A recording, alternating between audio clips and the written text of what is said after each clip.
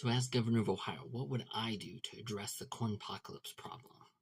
I have three broad approaches for this. I've written something out so I can talk through this very quickly because I am not sure how fast I can get this into a short, digestible video. That's why you should really check out my website, read my policies.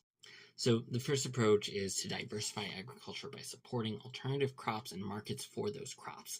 The rest is about taking land out of production usefully in a way that doesn't bankrupt a bunch of farmers the way a hard crash would. So, the second approach is alternative land use and energy, housing, or industry. The third is more environmental direct government involvement.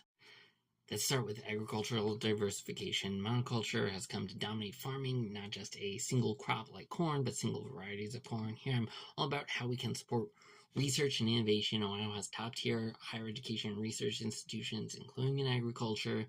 The benefits of monoculture are big commodification, allows for big financialized global markets, and cost-efficient technologies for growing, harvesting, processing, and shipping at scale. We're going to invest in research into how we can grow more crops more effectively in Ohio, tailoring techniques, varieties, soil, all that. This will be enabled by investments in other technologies to bring down costs of farming and processing, precision agriculture, robotics, everything. Also support the development of open source GMOs generated with public funds at Ohio research universities and sold to the public, undermining big ag monopolies. We're going to have agricultural programs for growing and marketing these crops. We can broaden the number of foods people consume. Folks, the world is going to learn to love the Ohio pawpaw. We just need to develop techniques for shipping and storing. The second approach is moving land towards other uses, replacing or supporting agriculture. Some land for housing, some land for industry, some for infrastructure, probably most land for new energy production.